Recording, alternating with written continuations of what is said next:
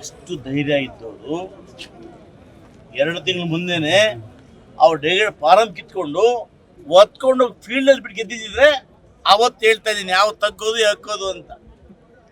ಒಬ್ಬ ಅಮಾಯಕ ಕುರುಬಲ ಜನಾಂಗದ ಒಬ್ಬ ಲಕ್ಷ್ಮಪ್ಪನ ಮೇಲೆ ಅದನ್ನು ನೀವೆಲ್ಲ ಎತ್ಕೊಂಡು ಹೋಗ್ಬಿಟ್ಟು ಆ ಥರ ಗೆದ್ದ ತಕ್ಷಣ ಏನು ತಗ್ಗೆ ಇಡ್ಬೇಕು ಆಯ್ತು.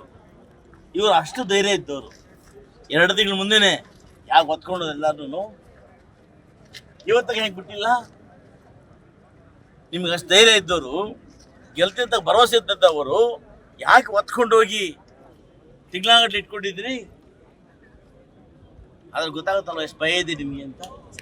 ಜಿಲ್ಲೆಯಲ್ಲಿ ಹೈಕಮಾಂಡ್ ಜಟಾಪಟಿ ಹೇಳಿ ಸರ್. ನೀವು ನಮ್ಗೆ ಕೋಲಾರ ಜಿಲ್ಲೆಯಲ್ಲಿ ಯಾರು ಹೈಕಮಾಂಡ್ ಇಲ್ಲ ಅಂತ ಹೇಳಿದ್ದೀರಾ. ಶಾಸಕರು ನಮ್ಗೆ ಹೈಕಮಾಂಡ್ ಕೋಲಾರ ಜಿಲ್ಲೆಯಲ್ಲಿ ನಜೀರ್ ಅಹಮದ್ ಅವರು ಮತ್ತೆ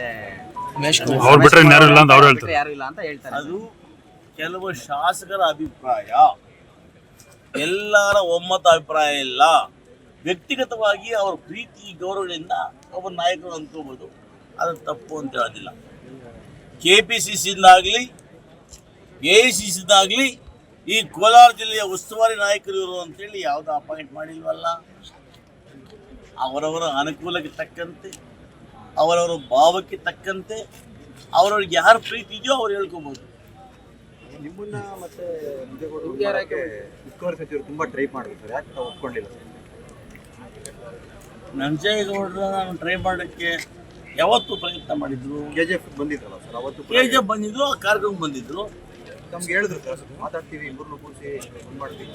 ನೋಡಿ, ಎಲೆಕ್ಷನ್ ರಿಲೇಟೆಡ್ ಭರ್ತಿ ಸುರೇಶ್ ಅವರು ಮನೆಯಲ್ಲಿ ನಡೆದ ಸಭೆಗೆ ನೀವು ಬೇರೆ ನೋಡಿ, ಒಬ್ಬ ಜಿಲ್ಲಾ ಮಂತ್ರಿ ಆದವರು ಎಲ್ಲ ವಿಚಾರಗಳನ್ನು ಕೂಡ ಎಲ್ಲ ಶಾಸಕರನ್ನ ಸಮನ್ವಯ ತಗೊಂಡು ಹೋಗ್ಬೇಕು.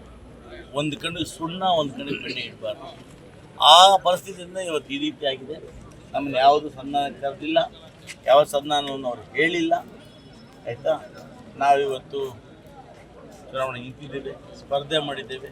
ನಮ್ಮ ಹೈಕಮಾಂಡ್ ಏನಿದೆ, KPCC ಅಧ್ಯಕ್ಷರಾಗಿರ್ತಕ್ಕಂಥ ಗೌರವಾಯುತ DK ಶಿವಕುಮಾರ್ ಅವರು, ಮುಖ್ಯಮಂತ್ರಿ ಸಿದ್ದರಾಮಯ್ಯ ಅವರು, ಅವ್ರ ಬಳಿ ನಮ್ಮ ಅಹವಾಲು ಹೇಳ್ತೇವೆ.